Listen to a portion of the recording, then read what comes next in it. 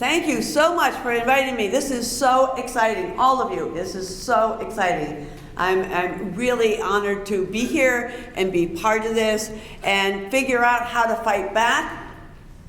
Western Pennsylvania is at war. This is war. This is guerrilla warfare that they're playing on you. And guess what? You're acting like polite people. And that's why you get poisoned. Polite people get poisoned.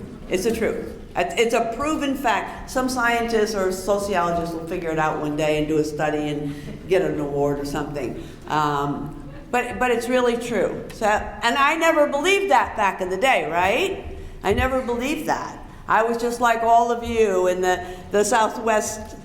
Am I in your way? No, I'm sorry. I'm going to give you this mic. The Southwest, all right, mic me up. Yeah.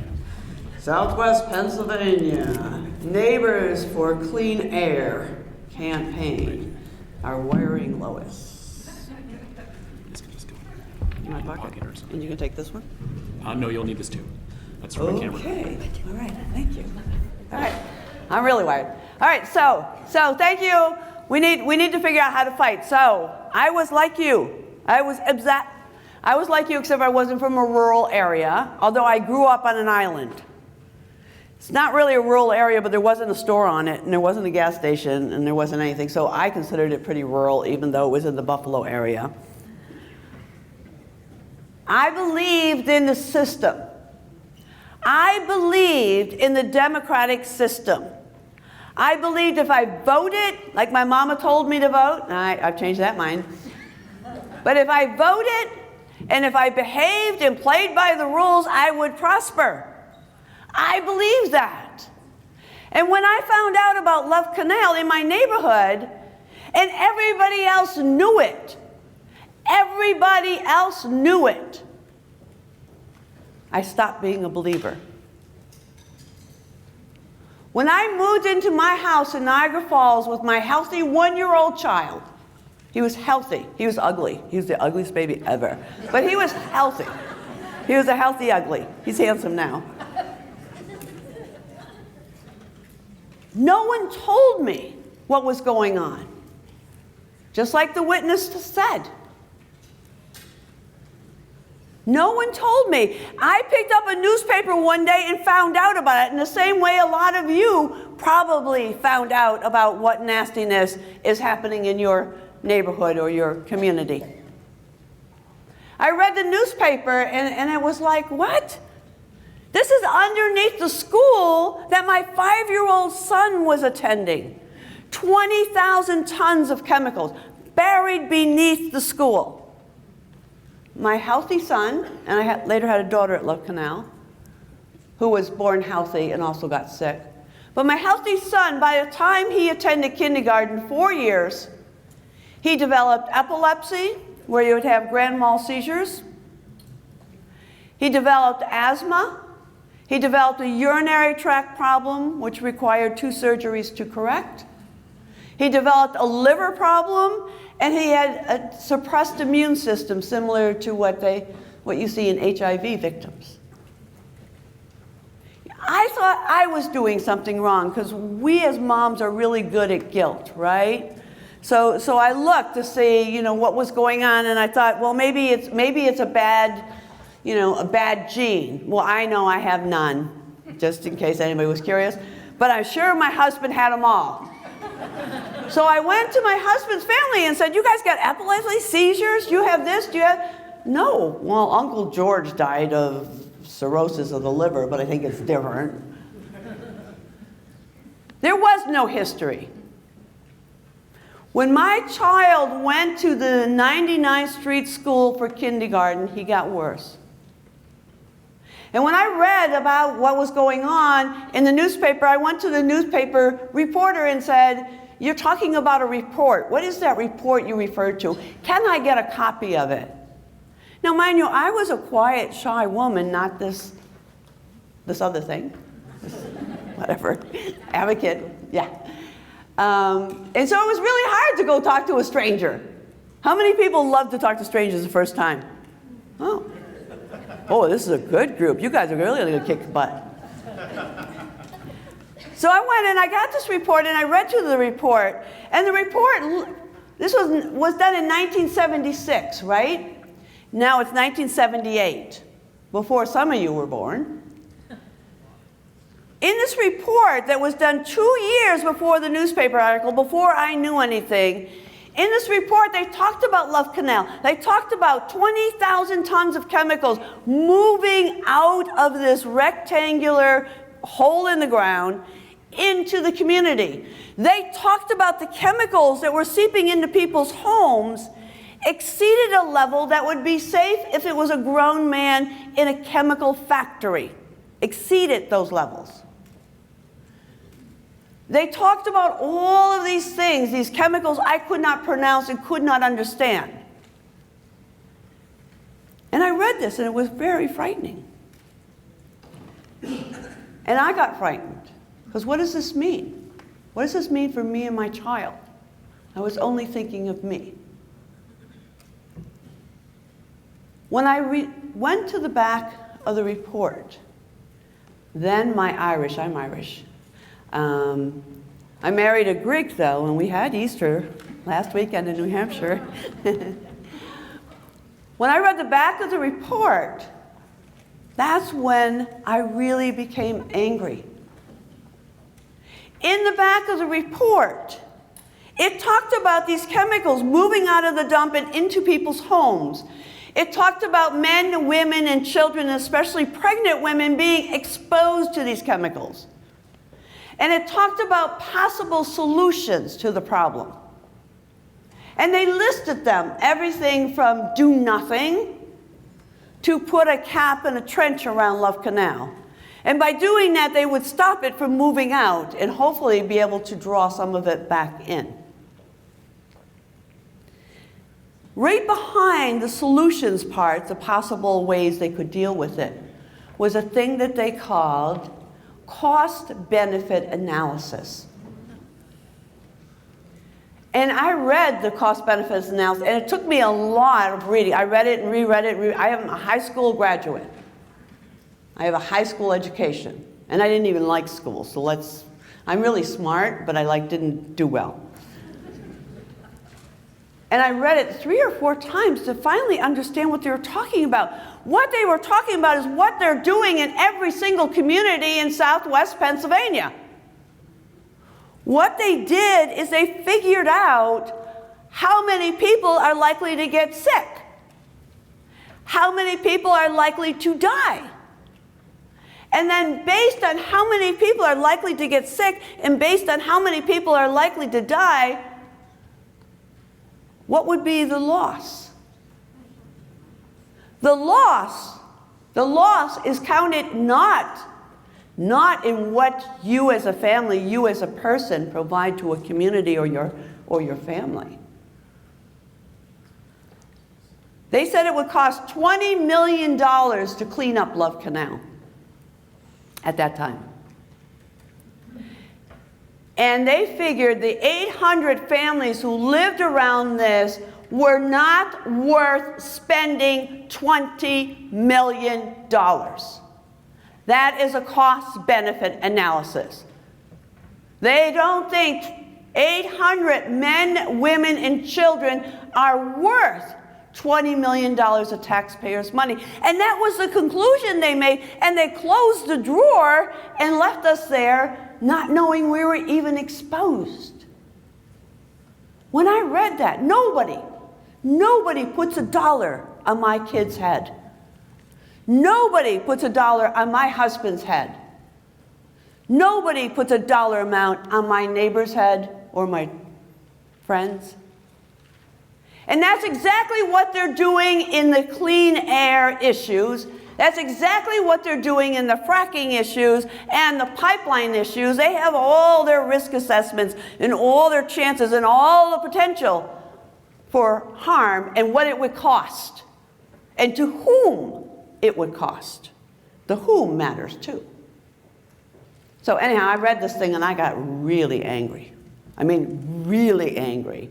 And so the first thing I did, because I was by myself reading this crazy document, I went to the school board and I said to the school board, move Michael out of the school. There's 20,000 tons of chemicals in there. This report validates that. There's no reason children should be in the school, but certainly no reason for Michael because he's special. He's sicker than the others, so I thought. And I truly believe that, by the way. As embarrassing as that is for me to say, I truly believe that. The school board said, jump through these hoops, bring me these doctor's statements, do this, do that, and the other thing, and then I'll consider it. And I jumped through every single one of those hoops. How many hoops have you all jumped through? Every single hoop, right? How many of you have gone to your permit hearings? Council hearings? Those are hoops, right? Comments. How many of you got to talk more than 3 minutes? Not many. Those were hoops, but they're really rules. They are rules of behavior for us, created by people who want to control us and control what happens in your community. When they have a public hearing, there is absolutely nothing, and I checked this twice.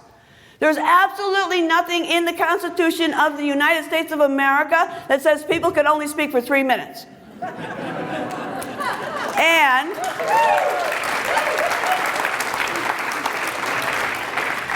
there is nothing in the Commonwealth of Pennsylvania's documents that says the industry has to speak first. Right? But more often than not, not always, but more often than not, we play by their rules. The first lesson we learned at Love Canal is don't play by their rules. Their rules are set up to control you. It's hard. It's hard. I get that. I was there. So what do you do instead? So couple of the other rules and things that we learned at Love Canal, which I think are also important, and then we can talk about what to do. I believed that all we have to do, and my community too, when I say I'm really talking about the community, that all we have to do is prove that there will be harm. If we collect the data and we show those decision makers, those in authority, that the data shows we are being harmed. My son is sick. My neighbor is sick. Luella Kenny lost her 4-year-old baby. People are being, if we collect that data and we present it to them, they'll see the light. And if we present it to Occidental Petroleum, they'll do something different. It's just not so. So we collected our data. We found that 56% of the children at Love Canal, born at Love Canal during this 4-year period, 56% of our children were born with birth defects, including 3 ears, double rows of teeth, extra fingers, extra toes, or were mentally retarded. During the same study period of 4 years, we looked at women who were pregnant. And of the women who were pregnant, there were 22 women pregnant, but out of those 22 pregnancies, we only got 4 normal babies. The rest of those children, the rest of those babies were born birth defected, stillborn, or were miscarried. These are the calculations in their risk-benefit analysis, right? They calculated how many babies were going to die, how many pregnancies were going to end not so well, how many children were going to be birth defected, and how much it would cost society to deal with those birth defected children. That's in their numbers. That's in their numbers for the Falcon pipeline. It's in their numbers for the fracking wells. It's in their numbers going underneath the water that people drink from the reservoir. It's in their numbers. They have the numbers. They know. When we presented these numbers to the State Health Department, the decision maker, they looked at it and they said to us, This is useless housewife data collected by people who have a vested interest in the outcome. Now, exactly why is it when the energy companies present their data, you think it was the closest thing to the Bible? It's got lots of footnotes and stuff in it, right? Why is the industry data always not put in question, and our data from some of the top scientists and top engineers in this country who have volunteered to help us, or some of them actually got paid, is slanted with advocacy science? Do you see? They frame the narrative to control, so people won't believe your data in your community. Well, the other one says, no. That's their narrative. That's the message they're sending. That's why people are confused, because they hear the dueling experts. So in any case, I was really angry because I'm Irish. And so when he said that about useless housewife data, he threw it literally on the floor. And so I picked it up and put it back on the table and said, we will talk about this. If you do not believe our data, you are welcome to bring in your scientists and prove us wrong. And they did bring in their scientists. So you think if their scientists come in and they find exactly what you find, right, that the decision will change. You got the data, they confirmed your data, and so things get different, things get better, things happen in a direction you want it to go. So at Love Canal, they brought in their epidemiologists and I can say that now, which I'm really proud of. Couldn't say it at all. And their statisticians and all the folks who do this kind of work, good folks doing this work. And they called me up and they said, okay, we're going to have a community meeting, and we'll have it at the school, the polluted school. We'll have it at the polluted school, and bring your folks out, blah, blah, blah, blah. We're going to release the health study results. And I said, great. He says, Lois, you know what? You're not going to be surprised by these results. I said, really? He said, yeah.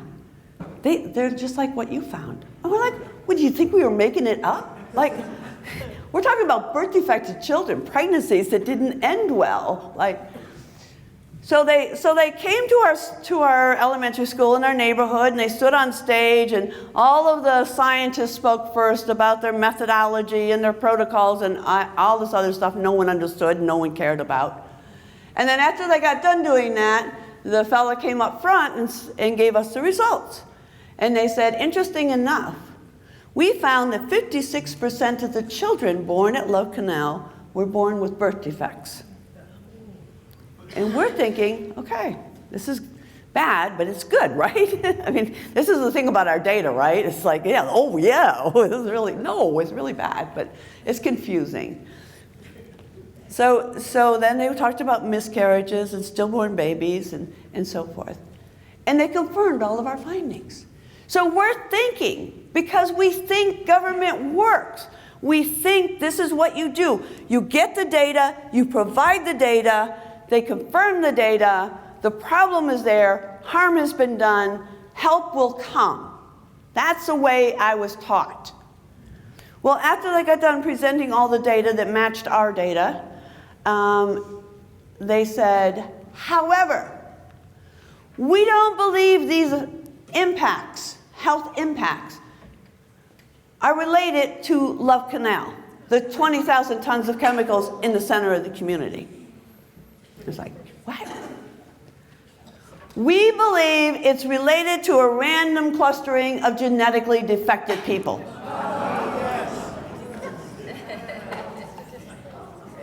Yep. It was heartbreaking. It was frustrating. I mean, how do you respond to that? Like, what do you like? How do you respond?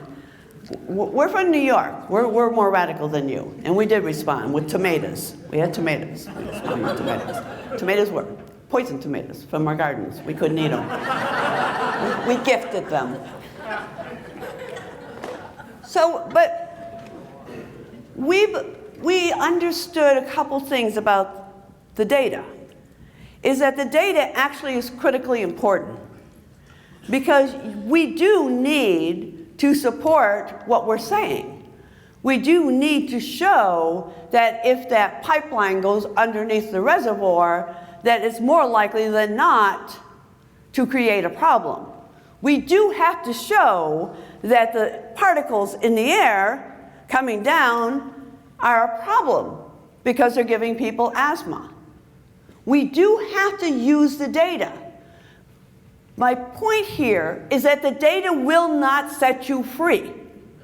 The data will provide you with backup, with support for your goals of not putting the pipeline by the reservoir, or getting the steel mill to clean up the air, or whatever that is you're fighting.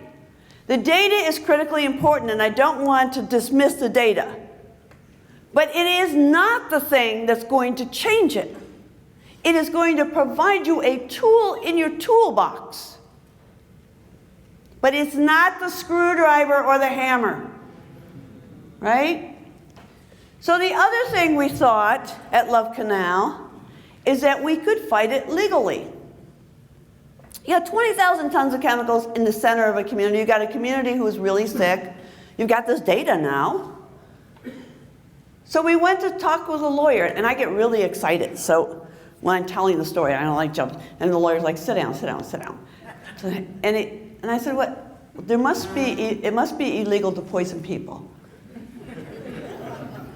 I mean, I just think that this is America. Everybody sues everybody over coffee spilling on them or whatever. It must be illegal to poison people.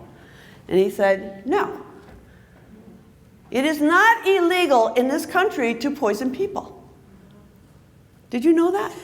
Who knew that?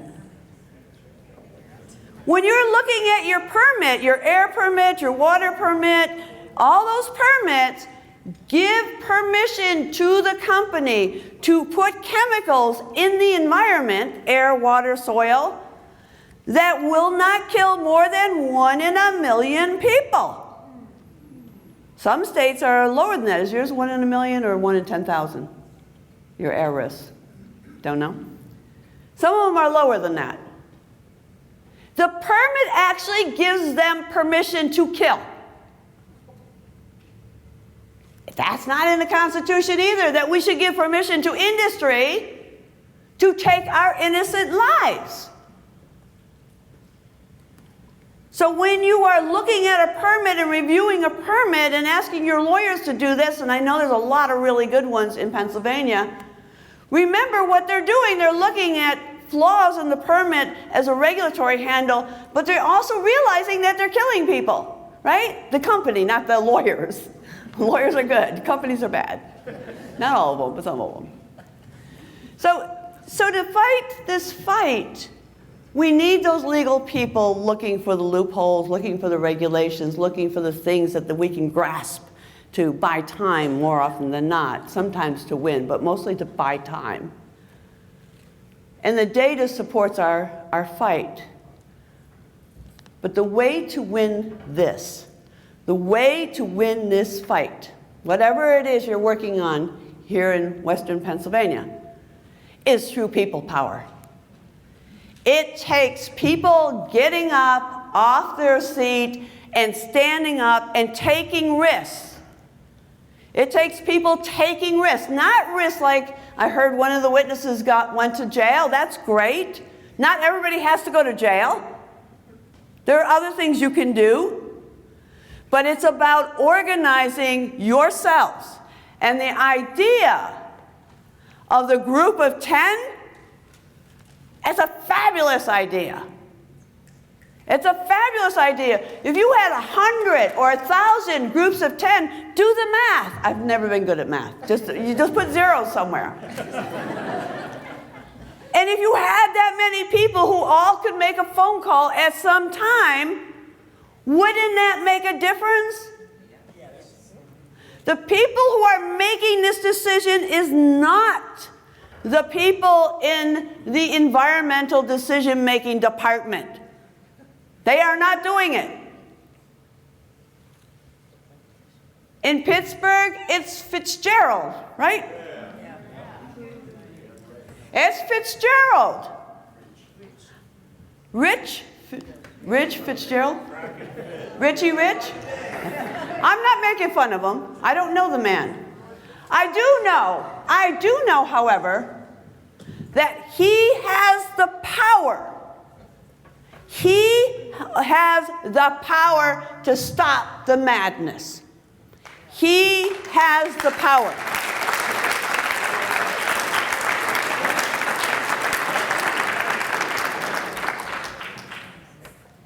He is also elected.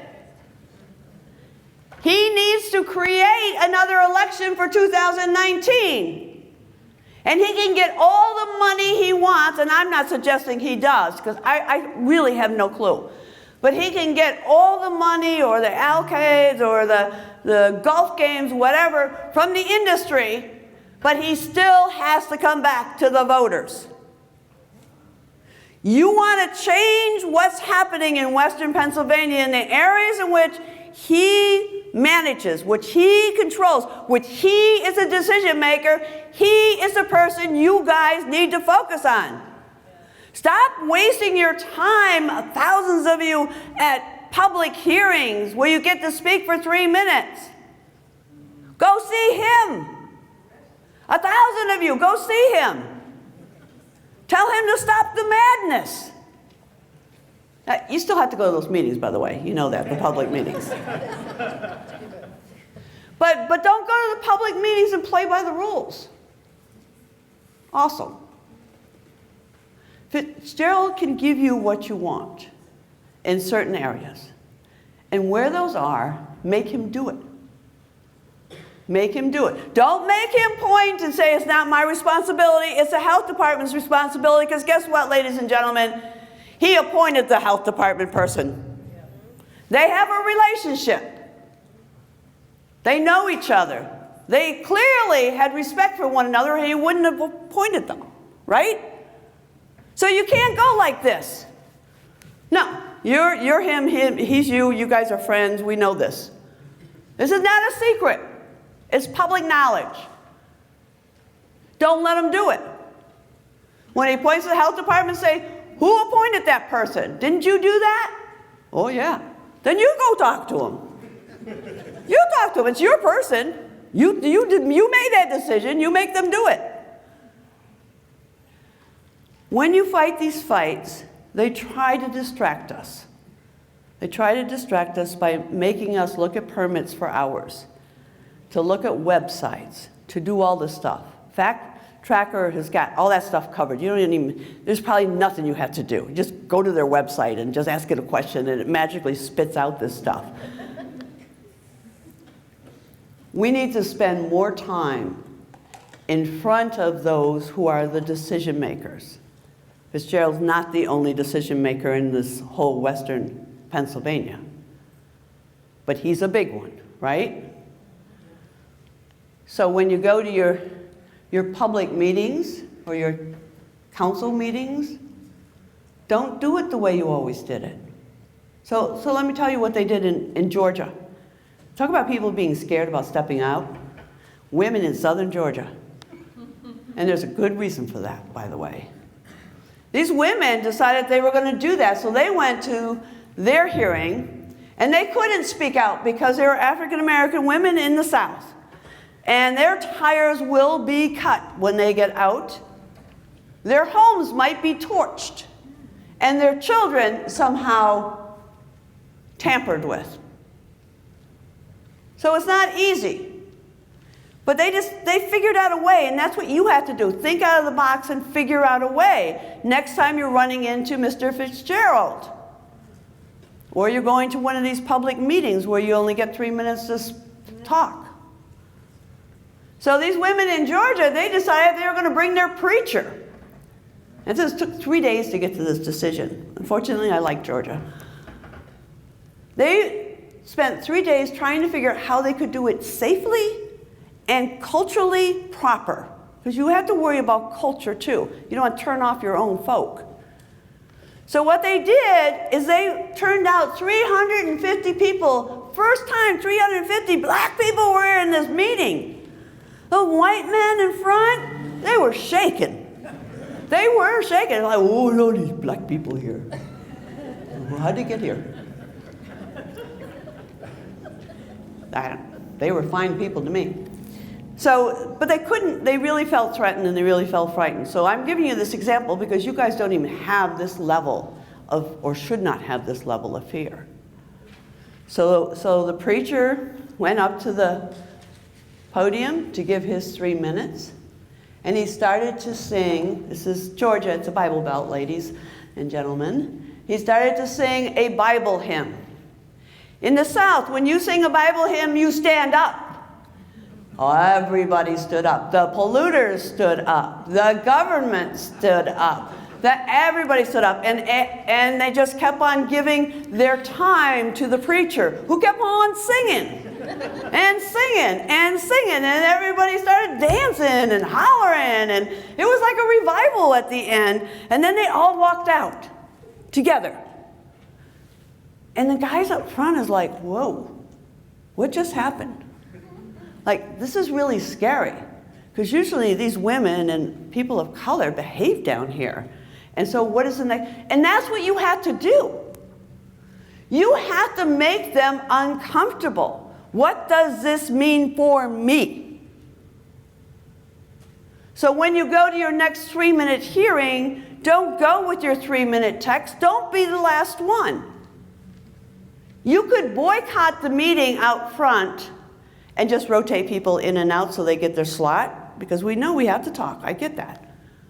But have a boycott protest out front with babies and women and buggies and stuff like that to say they refuse to allow women and children to testify first because the paid lobbyists and the paid executives and the paid scientists all take up the first 2 hours of our meeting. And so we're protesting. Can you do that? Yeah. You can do that, right? It's easy, it's nonviolent, and it turns the table on them because then they don't know what to do. What do I do with this? I got to have another hearing. We got to have 3 of them.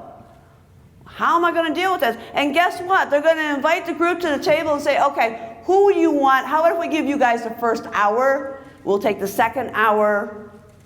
They'll negotiate with you at the table. You have become a powerful group that can impact a decision. And it's simple.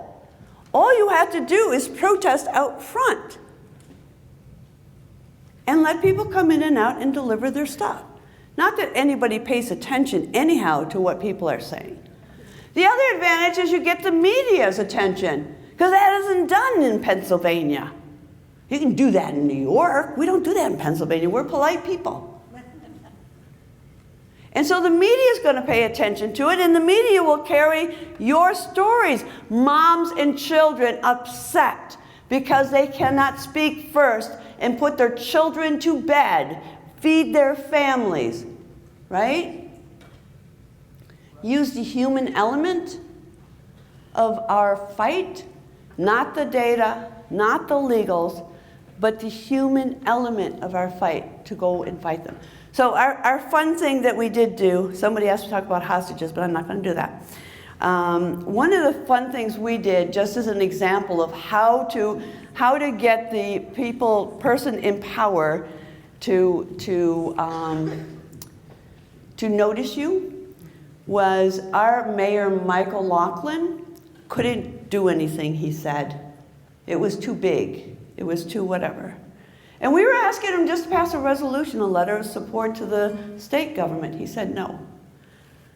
So everywhere Michael Laughlin went, we went. Michael Laughlin is a very serious Catholic.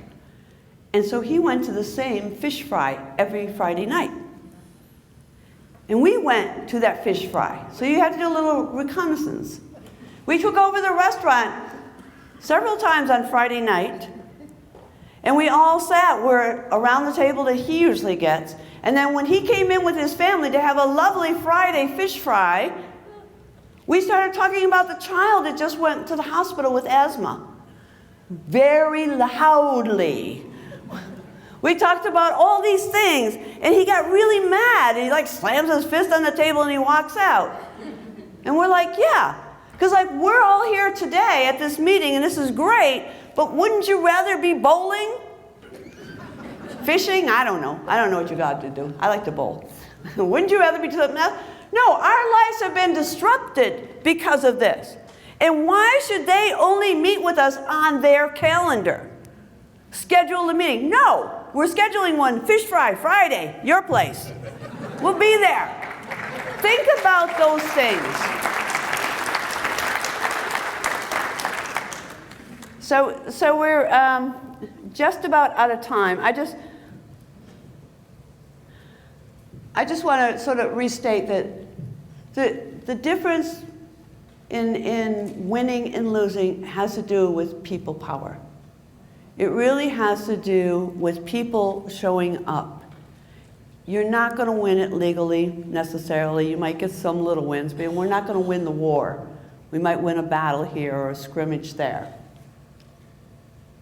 We need everybody standing together. Do we have petitions? What happened to the petitions, Dave? Where's the petitions? Are they already? So everybody needs to pick up a petition. I don't know where it is. When Dave was saying everybody sign up to be a group of 10 leader or part of a group 10. That's how you're going to win. Not just educating people by going through the materials, which is going to be important, but then start building relationships. Relationships with each other, relationships with these groups of 10, find more people, and coordinate the struggle, coordinate the fight. Democracy in this country, ladies and gentlemen, is actually still alive, and it works. Love Canal was all democracy. We had nothing. We had $10,000. That's all we had. We didn't have Superfund. We didn't have regulations. Shoot, we didn't even have a law that says you can't dump things in the ground. We had nothing. But we won that fight because we did not back down. And we did things out of the box. Every time you participate, the way they want you to participate, the way they expect you to participate, your strength is just decreased. Again, I'm not talking about violence, I'm talking about thinking out of the box, doing things that are unpredictable. When they come back with their studies, one of the things we do in most communities is we know it's garbage in, garbage out, only meet their needs. We just go and we have a little can, a paint can and a big brush. And we have a press conference before their press conference at the same place as their press conference. You don't have to call the press, they're coming. You don't have to rent the room, they got it. Right? But they're not going to cover some talking head in the front of the room, goes and statistics and no, but they'll cover somebody standing there with a paint can and a whitewash brush and say, this study is a whitewash. This study is a whitewash. It doesn't protect this child. It doesn't protect this family. It doesn't protect this farmer. It doesn't protect whatever. The media will cover that because you got a can of paint. Don't ask me how they think. They will. They do. It's great.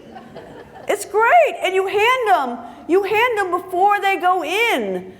Your comments and the questions that's going to trip up the people inside. You don't go in. No reason for you to go in. You already had your press conference out front. Man, they get so mad when they do that. They get so mad when you do that. It just knocks them off their kilter. So think about not playing by the rules, being creative, think out of the box, take some risks. Take some risks, really risks. But more importantly, either be a leader of a group of 10 or join a group of 10, because that's what's going to make it. If you don't have the people, you can be as rude as you want or as nice as you want, but you won't have enough power behind you. We had 800 residents behind us. We turned out 550 residents at every single meeting because we had block captains, similar kind of thing. And we won because we were right. We won because we were strong. And we won because democracy in the United States of America was alive then, and I'm telling you, there is hope for you guys. It is alive today. So I'm going to stop there, and maybe we'll have some time for questions, not sure. Thank you so much for inviting me.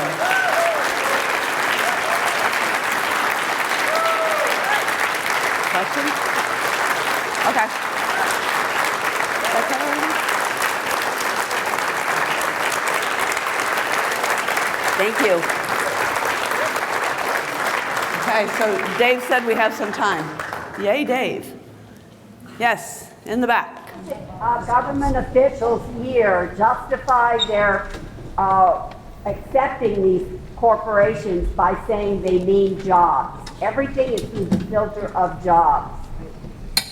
Well, the truth of the matter is that's their frame. You need jobs. Is there anybody in this room who doesn't think we need jobs?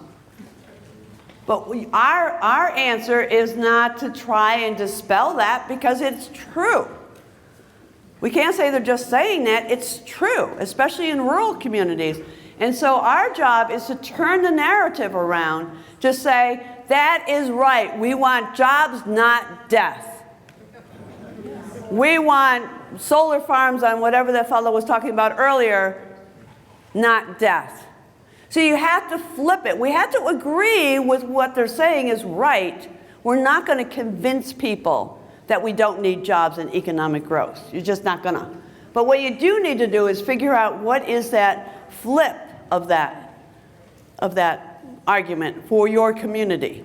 Yes, we need jobs, but not death. And instead, let's talk about what kind of economic growth we can do in this community. How many people have ever said that? Good. That should be the end of every time they say that. Great. We don't want death. Let's talk about other economic options. It ain't the only thing out there. It's not one pizzeria in the country, right? There's lots of varieties. You know, I don't know what it looks like, but you'll know. Don't try to dispel something that's a truth. Other questions? Were you afraid, and if so, how did you manage that? Oh, most of the time my knees went like this. I was very afraid. I was very afraid of every step of the way, especially the first time I sat across from the governor. I was like, oh my goodness. It's like I couldn't even talk.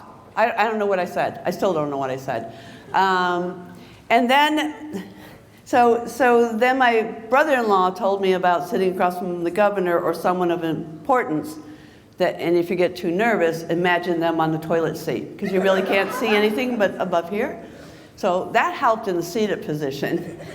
But when they're standing, you know, you're afraid, but once you get through it, then you're less afraid next time. And it's really about personal growth and understanding what they're saying, that they really are not that powerful. See, I believe that they were all powerful like the Wizard of Oz, right? As opposed to we were all powerful, and they were actually that funny man behind the curtain. And so, you know, it was about doing that, just doing it and doing it and doing it until. And I you know, actually, quite honestly, I still get nervous in certain situations. You know, I think once you stop getting nervous, then you've lost your sense of listening and grounding. That you're all of a sudden in a room and you're one of them, as opposed to someone driving an issue or a conversation or something like that. I've been to some of the Shell community meetings, their so-called community meetings, and when they have that structure where you can't ask a question and have public discourse, you have to line up behind somebody in a booth and ask a question one-on-one to the so-called expert, like Jerry was saying. What can we do about that? How can we change that? Is this a neighborhood community meeting? Is the purpose of it for dialogue? No, well, they say that. They say, oh, we'll answer. I want to know what they say. I know what you're talking about. I've been there. But they're saying this is neighborhood dialogue. They're coming to talk with the neighborhood. Yes. So I think the next time they schedule one, that you say, our neighborhood doesn't talk lined up at a microphone. That this is not the way our community has a conversation. So we want a different format. And if you don't want a different format, then you're really not looking to have dialogue with the community. I know, that's hard, right? I like to say that. drown you out. No, you have to say it before the meeting. This was during the meeting, when the meeting was. Yeah, during the meeting it's too late. They already set it up. They already own the space, right? They already own the space, they already own the agenda, they already own the microphones, right? They're deciding whether to put them or not. You have to do it before the meeting, like when the next meeting is planned, next month. So you go in a week early or 2 weeks early and say, this is not gonna go. But you gotta make sure your folks agree with you before you do that, right? Because if it's not gonna go, then what is the consequence? What is the consequence to Shell? So, if the consequence is that you're not going to participate, you're going to walk away. Oh yeah, good, glad, right? So you really need to talk it through and figure out what are the consequences to the company. What are you going to do if they said, fine, don't come? What is it you're going to do? And some of your folks are still going to come because there are those folks who will come because they want to know or whatever. What are you going to do? So you need to have that all planned out before you go and talk to them. You can't just talk to them. They're never going to change it because there's no risk, there's no threat to them to not change it, right? So maybe what you do is a full page ad. I don't know how they advertise, but sometimes they advertise in the paper, and when they're going to advertise in the paper because they got to do public notice maybe, or something like that, or you do an ad. Or you put signs around the community or where the community meeting is going to be. Our community doesn't communicate by microphones. We don't communicate in lines. It's like, something. You'd have to really explore it with your neighbors. Your neighbors will come up with an idea. Trust the people. Trust your people who live in your community. They are the most brilliant people ever. And they'll come up with creative ideas and you can move forward. But if you continue to only grumble when you get there, it's too late. And you've already lost that battle for that evening anyhow. Yeah. Other questions?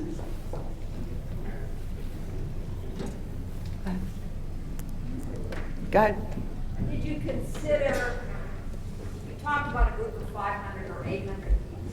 Did you consider asking each one of those people to tribute an amount worth one share of stock of whatever company it was, and then giving the proxy votes to one person, or all of those people going to the shareholders meeting the next year, having one share of stock? Yeah, the answer is yes. We actually did go to the shareholders meeting. Occidental Petroleum at that time, chairman of the board was Armin Hammer. And Armin Hammer had his shareholders meeting on his birthday. And so when Luella Kenny is the woman who lost her 4-year-old child, came up to speak with him. He said he will not hear that on his birthday. It's his birthday. And he turned her microphone off. But we got back at him in a different way. I mean, that is an avenue. What else can you do? I mean, you could go on the internet and start something that says, rip up your Shell credit card. You're not going to successfully do a boycott, I'll tell you that right now. But you could annoy them and put it, and tell them you did it, because it's no good if you just rip it up, right? You got to tell them you did it. But there might be some things you could do like that, which would get a much larger group of people who could also impact Shell in some fashion. But shareholder meetings are really controlled and really difficult. And even when you get there with your folks, you can't necessarily have a fair hearing. We went to Target's shareholders meeting in Ohio, actually, right in Cleveland, right outside of Cleveland. We brought a 30-foot rubber duck, like 30-foot rubber duck, and we were asking Target to stop selling products that were made with a particular type of plastic called PVC because it was toxic. And the night before, we put a full-page ad. It's a nationwide coalition, so they had more money than a local group, in the newspaper, the local newspaper, calling for them to do that. So anybody who came to the Cleveland hotel to stay there for the shareholders meeting would get a paper in the morning because it was USA Today, and every hotel does it on Friday. They just do. And so they got that, and then we put flyers under every door in the hotel. We didn't know where anybody was sleeping, but we put it under every door, so we figured we got ourselves covered. And then we handed out flyers and information at the entrance to where the shareholders meeting was, and we had somebody on the inside. And that's really expensive, a lot of work. And yes, Target did move away from PVC in their name products, but it was an awful lot of work. And I'm not sure with that amount of work and money, if it wasn't a national campaign to change marketplace, it would have been worth it. It was fun, though. We had fun. Okay, one last question, and then we have to close. How did you create community support for your efforts? Good question. How did I create community support? So if you know Niagara Falls, you know that 98% of my community worked in the chemical industry that we were fighting. So when you talk about don't bite the hand that feeds you, you know, that's a real problem. But the community support really came from people realizing that, first of all, their children's health was at risk, their family's health was at risk, their property values, which they really cared about, especially those who didn't have small children, was now worth zero, right? So you can't sell it, you can't stay in it. And then finally, the other thing that was really helpful is that the unions were very involved. At that time, it was the Oil, Chemical, and Atomics Union, OCAW. Yeah, is that right? Oil, Chemical, and Atomic Workers. That's what it is. And they were doing training in Niagara Falls for like 2 years prior to this about chemical exposure and workers' health. It was a huge program with Tony Mazzocchi and others. And so all of the workers in the plants knew what these chemicals did.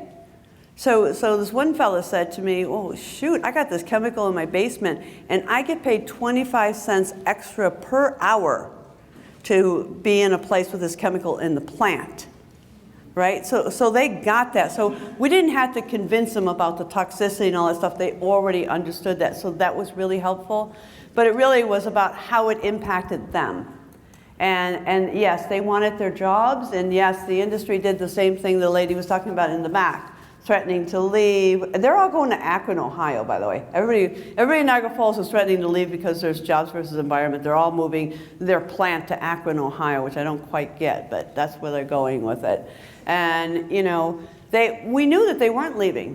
When you invest $10 million in your plant, you're not going to up and truck, right? It's just not going to happen. And so the unions also helped us to sort of uncover that so that the workers and the families would understand the industry is not going to leave because they just made this huge investment. So it was really about working with people and really talking through, helping them understand. And again, it's really about relationship building. People trust one another because they had the commonality. And we got support. We also got support from our churches and our faith leaders and so many others. One of the things you guys might want to try to do is we had a resolution that faith institutions and other townships and different groups, breast cancer awareness groups and stuff like that, all could sign. So it showed that we even had more power behind us than the physical bodies in the room. So that was really helpful too. So thank you. Thank you. Yeah. Thank you.